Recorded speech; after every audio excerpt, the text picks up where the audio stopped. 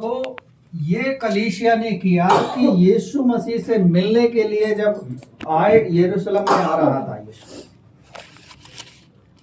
बहुत से लोग तो यरूशलेम को नहीं समझ पाते, यरूशलेम है क्या। वैसे अब तो कंट्री है वो। यरूशलेम में ही यदि आप वर्ल्ड के मैप को देखोगे तो यरूशलेम सेंटर पॉइंट है। वो हमारे पूरे संसार का सेंटर पॉइंट जो है यरूशलेम है। और यरूशलेम एक ऐसी ताकतफुल देश है, उसको कोई विनाश नहीं कर सकता। अभी पिछले दिनों किसी ने उस पर मिसाइल छोड़ी थी, लेकिन मिसाइल ऑटोमेटिक ही दूसरी दिशा में चली गई, क्योंकि परमेश्वर का अनुग्रह यरूशलेम पर है। उसी यरूशलेम में यीशु मसीह लोगों से मिलने के लिए आ रहा था। और लोग उससे मिलने के लिए क्या किया, रास्ते में या खजूर की डालियां लेकर उससे मिलने आए। खजूर की डालियों का क्या संपर्क है? आज आप देखेंगे मेथोडिस्ट हो या CNI हो, रोमन कैथोलिक हो, सब लोग इस तरह से कर रहे होंगे। कई चर्चों ने मुझे आज के दिन इनवाइट किया कि आज आप आके हमारे यहाँ प्रचार करें, लेकिन मैंने लोगों को मना किया, क्योंकि अपनी कलीसिया में भी रहना जरूरी है। तो यहाँ यीशु मसीह यरूशलेम में आ रहा है और लोग उससे खजूर की डालियां लेकर मिलने के लिए आ रहे हैं, क्योंकि उसके बाद वो क्रूस पर चढ़ाया जाता है। और इन्हीं चारों सुसमाचार को आप पढ़ोगे तो लिखा है कि 3 बार यीशु मसीह ने चेलों के सामने भविष्यवाणी की थी अपनी मृत्यु की, लेकिन चेले सुनते नहीं। इसके बारे में भी हमने हर साल सुनते हैं, लेकिन शायद याद नहीं रहता। हम भी यीशु मसीह के चेलों की तरह कि हम उस चीज को मेमोरी में नहीं रख पाते।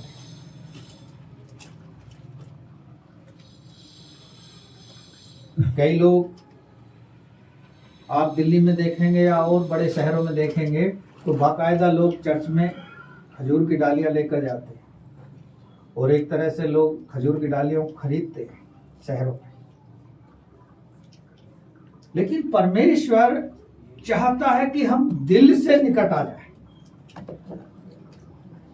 राजा दाऊद कह रहा है कि मेरा पैर फिसलने पर है, और जो मेरे सताने वाले हैं ना, जो मेरे बैरी हैं, वो मुझ पर क्या करते हैं, ताना कसते हैं, मुझ पे प्रबल होना चाहते हैं। वहां पतरस की पुस्तक आप पढ़ोगे, 1, 2, तो वहां भी लिखा है कि अधलोक के फाटक तुम पे प्रबल ना होंगे।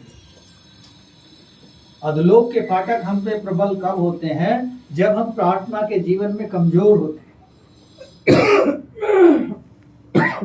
अभी पिछले हफ्ते दिल्ली में एक मीटिंग अटेंड करने का मुझे मौका मिला। हजारों की भीड़ में वहां लोग थे, और वास्तविकता ये थी कि वास्तव में वहां परमेश्वर की उपस्थिति थी। देखा परमेश्वर अपने लोगों के बीच में चल रहा है, फिर रहा है। लेकिन क्या लोग परमेश्वर को जैसे चाहता है वैसे करना चाहते हैं? मत्ती 6 अध्याय हम पढ़ते हैं, वहां लिखा है, हे पिता, जैसे तेरी इच्छा स्वर्ग में पूरी होती है, पृथ्वी पर भी पूरी हो। उस इच्छा के लिए परमेश्वर ने हमें बुलाया है और हमें महान आदेश दिया है। मत्ती 28 को आप पढ़ेंगे तो, कि जाओ और मेरे वचन का प्रचार करो। अब लोग सताए जा रहे हैं, सताने वाले तो सताएंगे, क्योंकि उनको भी परमेश्वर ने ही चुन के रखा है। लेकिन परमेश्वर के हाथ में है उनकी बागडोर, क्योंकि एक डर के मारे लोग कलीसियाओं को बंद ना करें, सुसमाचार प्रचार को बंद ना करें। और इन दिनों हम देख रहे हैं भारतवर्ष में बहुत सारे पासवानों ने कलीसिया को ऑनलाइन चला रहे हैं डर की वजह से। लेकिन साथ साथ परमेश्वर का वचन ये भी कहता है, यदि परमेश्वर हमारी ओर है तो हमारा विरोधी कौन हो सकता है। बात घूम फिर के वहीं आएगी कि प्रार्थना ही सफलता है। हमें कोई भी कामयाबी चाहिए, प्रार्थना करनी पड़ेगी। प्रार्थना प्रार्थना प्रार्थना। भारत देश में प्रार्थनाओं की कमी है। अब से 2014 से पहले तो यहाँ बहुत प्रार्थना होती थी भारतवर्ष में। बाहर से विदेशों से प्रचारक आते थे, 3 दिन 4 दिन 5 दिन रहकर प्रचार किया करते थे। तो परमेश्वर को प्रसन्न करने का एक ये तरीका है। पौलुस कहता है कुरिन्थियों की पत्री में, मैं मनुष्यों को प्रसन्न करने वाली सेवा नहीं कर रहा, जैसे अक्सर चर्चों में करते हैं कि पासवान लोग धनी लोगों का बिल्कुल पक्षधर हो जाते हैं, निर्धन लोगों को फटकार लगाते हैं। जो बड़ा दान देता है उसकी वाहवाही करते हैं, जो छोटा देता है उससे बात भी नहीं करते। क्यों? उससे परमेश्वर प्रसन्न नहीं होता। परमेश्वर उस चीज से प्रसन्न होता है कि हर एक कोई उसकी दृष्टि में एक जैसा है।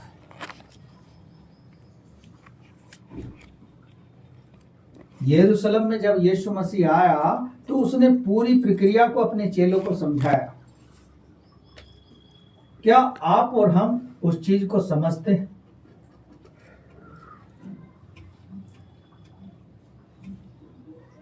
परमेश्वर के वचन में वापस चलेंगे और पढ़ेंगे आगे। जब यीशु को गधे का एक बच्चा मिला तो वह उस पर बैठ गया। हाँ। जैसा लिखा है, हे सियोन की बेटी मत डर, देख तेरा राजा गधे के बच्चे पर खड़ा हुआ चला आता है। हाँ। हे सियोन की बेटी मत डर। परमेश्वर का पुत्र यीशु मसीह गधे पर सवार है। गधे का एक विशेष रोल है। बच्चे को क्यों चुना यीशु मसीह ने? क्योंकि वो पवित्र था। घोड़े को चुनता तो वो पवित्र नहीं है। गधे का छोटा बच्चा नया जन्मा पवित्र है। मैंने पिछले 1 साल पहले देखा एक व्हाट्सएप पे कि एक चर्च में ऐसी प्रक्रिया हुई कि खुद पासवान गधे के बच्चे पर बैठकर अपनी कलीसिया के अंदर एंटर किया, और कलीसिया ने सेम वही प्रोसीजर किया कि खजूर की डालियां लेकर उसका स्वागत कर रहे थे। एक पासवान का उसमें कमेंट मैंने देखा कि इसको क्रूस पर चढ़ा दो। जो गधे पर आ रहा बैठकर कह रहे इस पर क्रूस पर चढ़ा दो, क्योंकि हमारा पिता जो क्रूस पर अपने पुत्र को चढ़ा दिया था।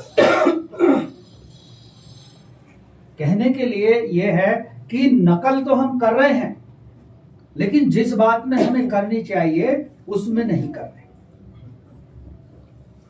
जो बच्चे परीक्षा देते हैं ना, उन्हें अच्छे से पता नकल भी अकल से की जाती है।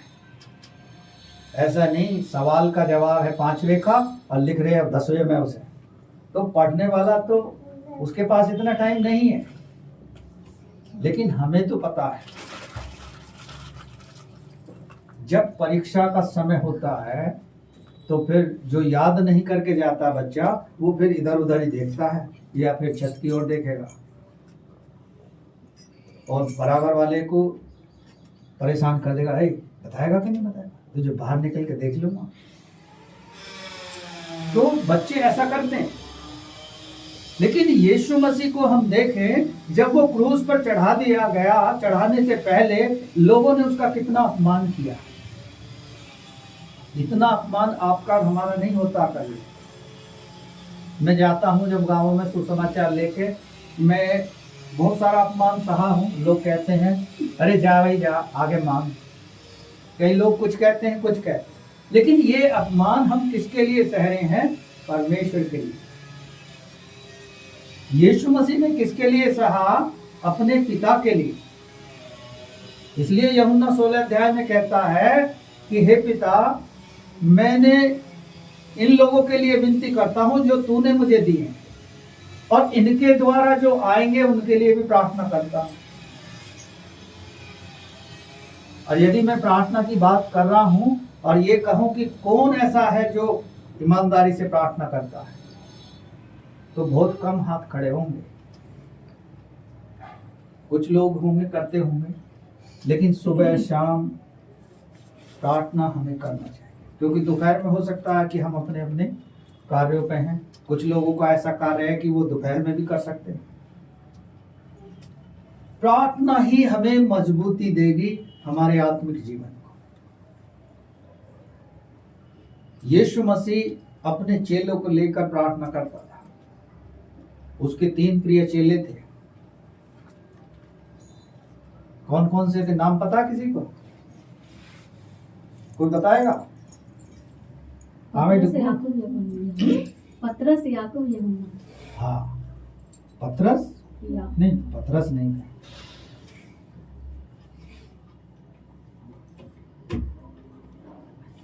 हमें ये चीजें याद होनी चाहिए। पतरस तो 3 बार इनकार करने वाला व्यक्ति था, जिसने 3 बार यीशु मसीह को कह दी कि मैं तुझे नहीं जानता। लेकिन उससे कुछ समय पहले ये कह रहा था कि प्रभु तेरे लिए मैं जान भी दे दूंगा। लेकिन पतरस ने वास्तव में जब यू टर्न लिया सेविकाई में, तो उससे बड़े बड़े काम किसी ने नहीं किए। लोग अपने मरीजों को सड़क पर लिटा देते थे और इंतजार करते थे कि कब पतरस आए और कब उसकी परछाई उन बीमारों पर पड़े और वो ठीक हो जाए, किसी भी प्रकार का रोग क्यों ना हो। प्रेरितों के काम 3 अध्याय को पढ़ोगे, जो मंदिर के सुंदर फाटक पर बैठकर भीख मांगा करता था, उससे पतरस ने कहा था, जो हमारे पास है वो तुझे दे सकते हैं, लेकिन सोना चांदी हम नहीं दे सकते। और उसका हाथ पकड़ के उन्होंने खड़ा कर दिया। ये उनके पास था। शायद आपके पास भी है वो, आपने उसे पहचाना नहीं। हम उस जगह तक पहुंच नहीं पाए, इसलिए वो कह रहा है परमेश्वर का वचन, हे सियोन की बेटी मत डर, क्योंकि तेरा राजा आ रहा है। हाँ, आगे पढ़ेंगे। उसके चेले ये बातें पहले ना समझे थे, परंतु जब यीशु की महिमा प्रकट हुई तो उनको स्मरण आया कि ये बातें उसके विषय में लिखी हुई थी, और लोगों ने उससे इसी प्रकार का व्यवहार किया था। हाँ, चेले भी नहीं समझते थे इस बात को कि ये क्या कहता है। चेलों से उन्होंने एक जगह कहा कि अभी तुम मुझे देख रहे हो, थोड़ी देर बाद नहीं देखोगे। तो एक चेला कहता, कहाँ जाओगे भाई? ये समझ में नहीं आता था उनको। कई ऐसे दृष्टांत थे जो चेलों के समझ में नहीं आते थे। कई आप और हम में से भी हैं जो यहाँ का प्रचार समझ में नहीं आता है। कितना ही समझा लो, कितना ही, लेकिन ये गेट कूदते सब अपने घोड़े पर सवार हो जाते हैं। सबके घोड़े बाहर खड़े होंगे, सब अपने घोड़े पर सवार, और सब अपने तरीके से उसे दौड़ाएंगे। लेकिन परमेश्वर ने भी आपको एक घोड़ा दिया है, उस घोड़े पर बैठकर यात्रा करो तो परमेश्वर बचाएगा आपको ठोकर लगने से, आपको बीमारियों से, आपको परेशानियों से, आपको संकटों से वो छुड़ाएगा। क्योंकि वचन में लिखा है, भजन संहिता 50 का 15 आप पढ़ेंगे, वहां लिखा है, पढ़िए जरा में,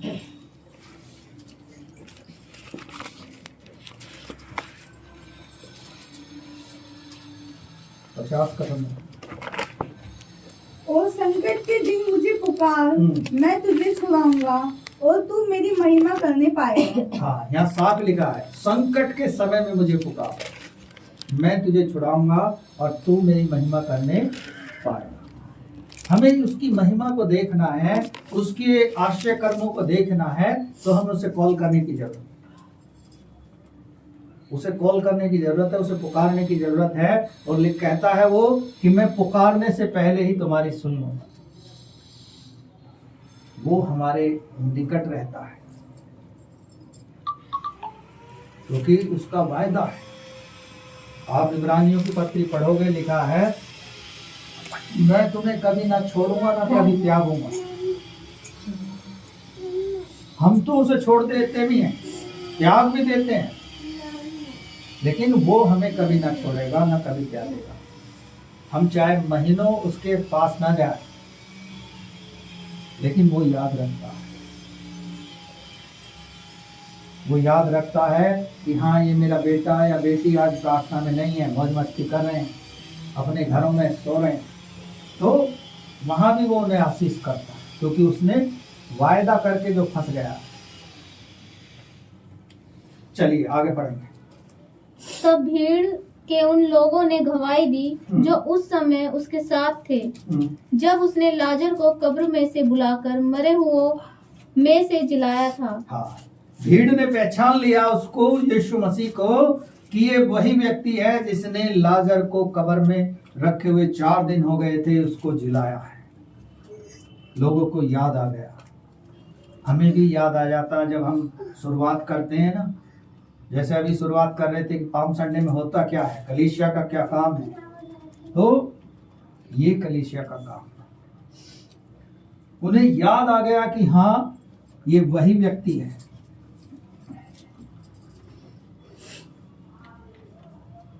क्योंकि परमेश्वर प्रेम करने वाला परमेश्वर नहीं सुनेगा। आज तो बांध दिया जाएगा, ठीक है, आज रस्सी तैयार है। तो यीशु मसीह चाहता है कि हम उससे प्रेम करें। एक और प्रक्रिया वो करके गया था क्रूस पर चढ़ने से पहले। किसी को पता है वो क्या प्रक्रिया थी? हाँ, पैर धोने। इसको याद है, चेलों के पैर धोकर गया। एक और काम करके गया था। वो क्या करके गया था? चढ़ाए जाने से एक रात पहले चेलों के साथ बैठकर भोजन करना। हाँ, चेलों के साथ भोजन किया था और कहा था कि ये मेरा मांस और लहू है, मेरा मांस और लहू है, मेरे स्मरण के लिए पिया करना। स्मरण के लिए बोल कर गया है कि मेरे लिए किया करना। तो कितनी सारी चीजें वो हमारे लिए छोड़ कर गया, लेकिन आज हम क्या करते हैं? ना प्रेम करते हैं, ना कलीसिया में जाते हैं समय से, और अपने मन के चलाए चल रहे हैं। और यशा नबी की पुस्तक आप पढ़ोगे, लिखा है मन में असाध्य रोग लगा है। ए मिस्टर, या रेस्ट रूम में आए हुए क्या? ये प्रार्थना है, घर है, बांध दिया जाएगा तुम्हारे, ठीक है? दुग्गू रस्सी लेकर आओ, इसे बांधवा। कहाँ पे है? घर पे है या प्रार्थना में? कहाँ पे? तो उसने अपना इकलौता पुत्र हमारे और आपके लिए दे दिया। हम उसे क्या दे रहे हैं? एक संडे का दिन 2 घंटे वो मांगता है, वो भी हम उसे नहीं देते। बाकी 7 दिन कलीसिया की या पासवान की मर्जी है कि वो दुआ करे या ना करे, लेकिन परमेश्वर देख रहा है। क्योंकि यशा नबी में लिखा है, देख मैंने तेरा चित्र अपनी हथेली में गोद रखा है। भजन संहिता में भी लिखा है कि यहोवा की आंखें नित दिन नित रोज लोगों को देखती रहती है। वो नहीं चाहता कि जिसने मुझे जान लिया वो नाश हो, इसलिए वो चाहता है क्षमा कर दो, क्षमा कर दो, क्षमा कर दो। लेकिन बार बार क्षमा करने वाले को लोग बेवकूफ समझ लेते हैं, अरे ये तो डरता है। ऐसा नहीं। क्षमा करना एक बड़ा काइंड हार्टेड काम है। क्षमा वही कर सकता है जो क्षमा चाहता है। क्योंकि प्रभु की प्रार्थना में लिखा है, जैसे प्रभु हमने अपने अपराधियों को क्षमा किया है, तू भी हमारे अपराधों को क्षमा कर। अब हमें अपने अपराध क्षमा करवाने हैं तो दूसरे वाले को क्षमा कर दो। लेकिन दूसरे वाले कितना क्षमा करते हैं वो दूसरे वाले जाने। इसलिए यीशु मसीह को जो क्रूस पर चढ़ा रहे थे, उसने उनके लिए भी प्रार्थना की कि हे मेरे पिता, तू इन्हें क्षमा कर, क्योंकि ये नहीं जानते क्या कर रहे हैं। मान लिया एक उदाहरण है कि डुग्गू के कोई चपेट मार दे अभी, तो ये क्षमा नहीं करने का, और बाहर निकलते ही गेट कूदते ही तो उसका गर्दन पकड़ लेगा, क्योंकि ये ह्यूमन नेचर है। यीशु मसीह ने ही सिखाया कि तुम्हारे एक गाल पर कोई मारे तो दूसरा भी फेर दो। लेकिन एक अंकल से मैंने बहुत अच्छा अनुभव सुना था कि तुम्हारे दाएं पर मारे तो बाएं ऐसा मारो कि मिट्टी चाट जाए, फिर ना बोले वो। क्योंकि वो अंकल ज्यादातर हिंदू लोगों के बीच में रहते, अंकल को बहुत परेशान करते थे वो लोग कि भाई तुम्हारा यीशु मसीह तो कुआरी से पैदा हुआ और ऐसा हुआ वैसा हुआ। उनने कहा ठीक है भाई, जैसा भी हुआ हमारे लिए हुआ, अब तू सुन ले अपने भगवानों की कहा है। मैं तुझे केला दे रहा हूँ और अपनी वाइफ को खिला दे, देखे भला कैसे बच्चा हो जाए। ये तिनके से कैसे तू लव और कुछ बना दिए थे वो बता दे मुझे। कह रहा पाप से तो तुम लोग भरे हो और हम पे कीचड़ उछाल रहे हो। ऐसा हमें और आपको कोई मिल जाए तो हम जवाब नहीं दे पाएंगे। मुझे याद है गांव में मैं जब प्रचार कर रहा था तो बड़ा सा तिलक लगाए हुए एक पंडित थे, बड़े क्रोध में थे। मैंने कहा ये यीशु मसीह का शुभ संदेश है, क्या आप पढ़ना चाहोगे? तो वो झल्ला के बोला, हे हटा, मुझे मेरी किताब पढ़ने से फुर्सत नहीं है। मैंने कहा आपने अपनी पढ़ी? कह रहा मुझे नहीं पढ़ना कुछ भी, मुझे पता है क्या हो रहा है। तो लोग ऐसा व्यवहार करेंगे, क्या हम उसे क्षमा कर सकते हैं? परमेश्वर हमें ऐसा उदाहरण पेश करके गया। मत्ती 5 अध्याय को आप पढ़ोगे, लिखा है जिनके मन शुद्ध है, जो हृदय से शुद्ध है और जो नम्र है और दीन है, वो स्वर्ग का राज देख पाए। अब आप अपने आप की तुलना करो, क्या हम मन के दीन हैं या हृदय के शुद्ध हैं? भजन संहिता 24 को पढ़ लेना आज जाके। लिखा है जिसके काम निर्दोष हैं और जिसका हृदय शुद्ध है, वही उसके पवित्र मंदिर में प्रवेश कर सकता है।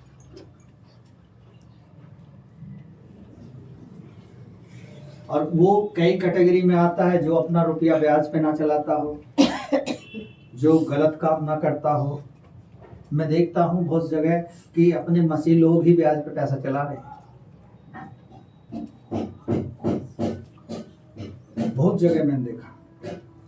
लेकिन मसीह लोगों को परमेश्वर न्याय करेगा कि जब मैंने मना किया वचन में कि अपना रुपया ब्याज पर मत चलाना, तो तुमने ये काम क्यों किया? तब परमेश्वर के पास उनके सम्मुख उनके लिए कोई जवाब नहीं होगा। क्योंकि भजन संहिता 32 का 1 पद पढ़े, वहां क्या कह रहा, जल्दी से पढ़े।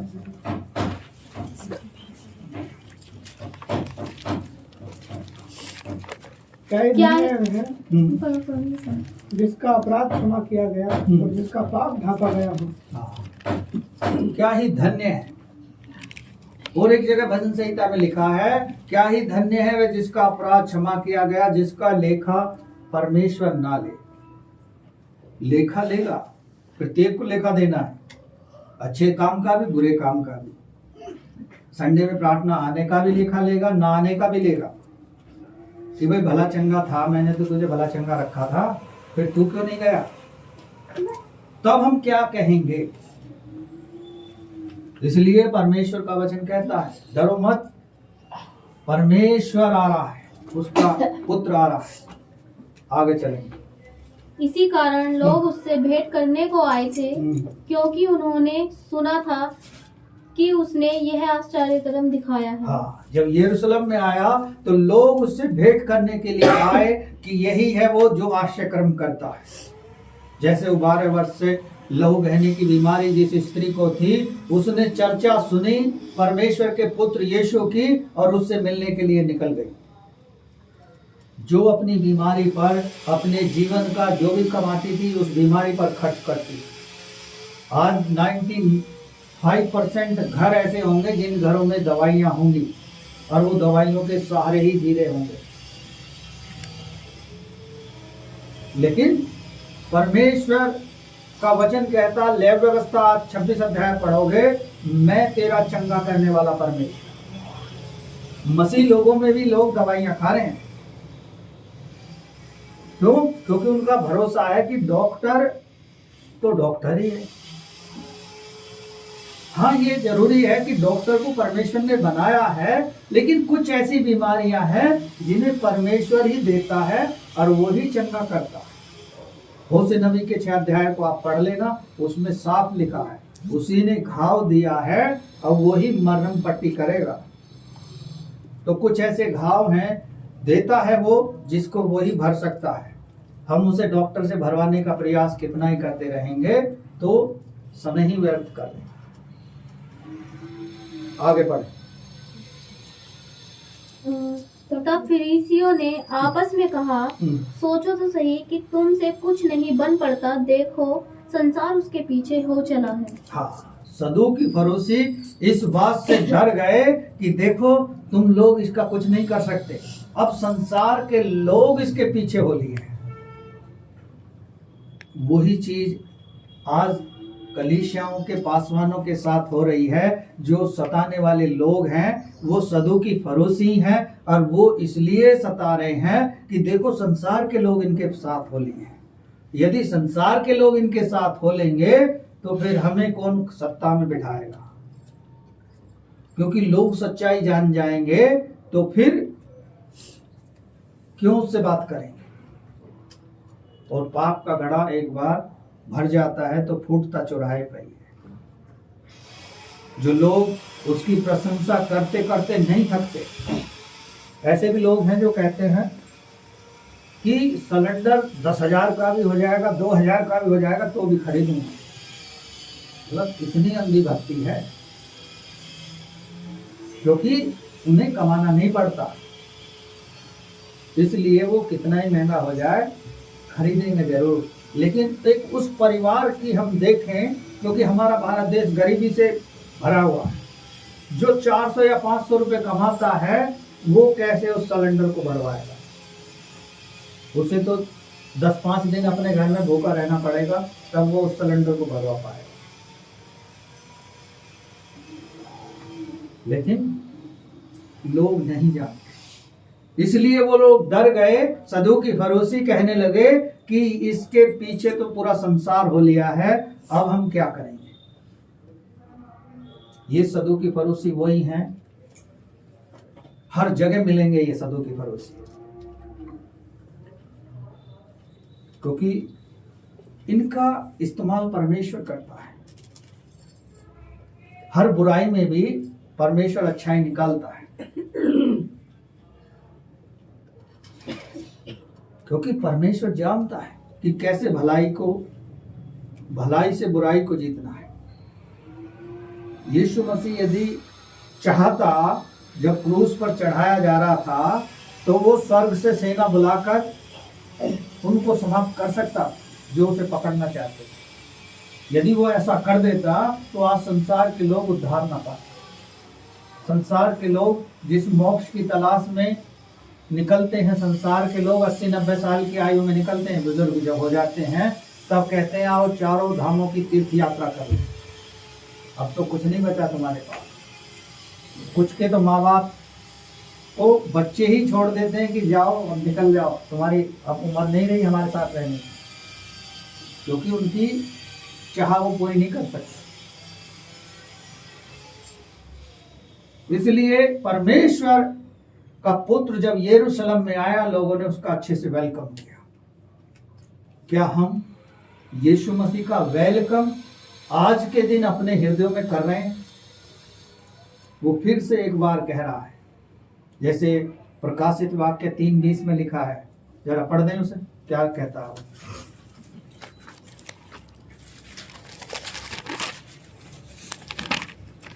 देखा बहन, पढ़ो। प्रकाशित वाक्य कौन सा? 3:20, 3 अध्याय का 20 पद।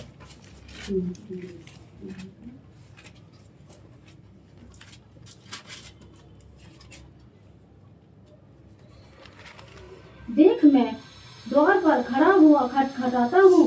यदि कोई मेरा शब्द सुनकर द्वार खोलेगा तो मैं उसके पास भीतर आकर उसके साथ भोजन करूँगा और वह मेरे साथ।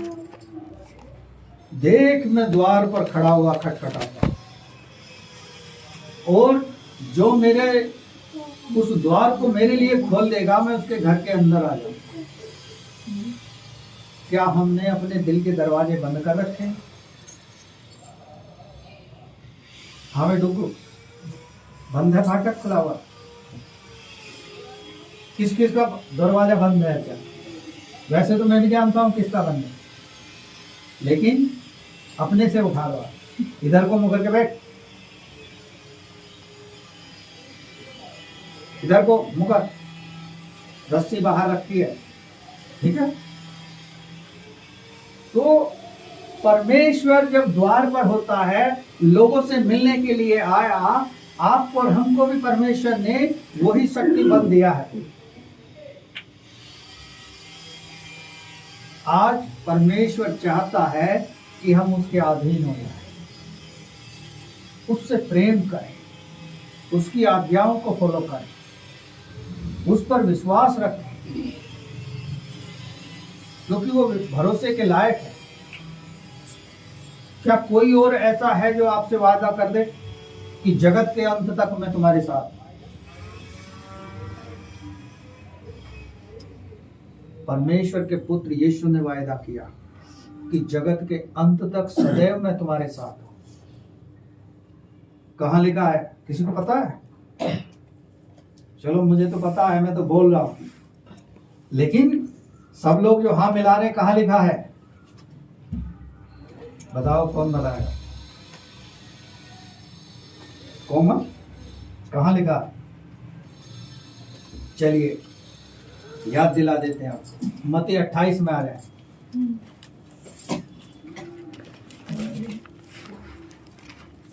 पढ़े 19 पद।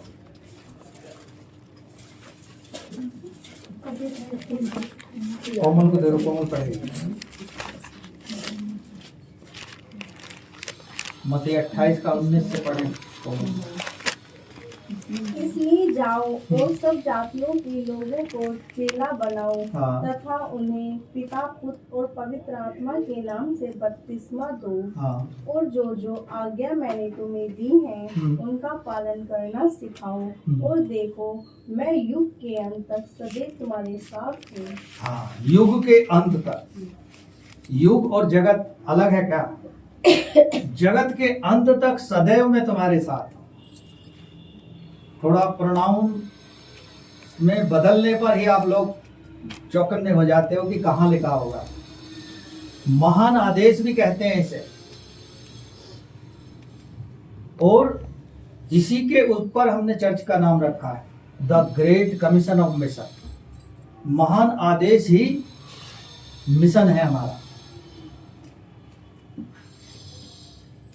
तो जब यीशु मसीह कह रहा कि जगत के अंत तक सदैव मैं तुम्हारे साथ हूं, तो फिर हमें डरने की क्या जरूरत है?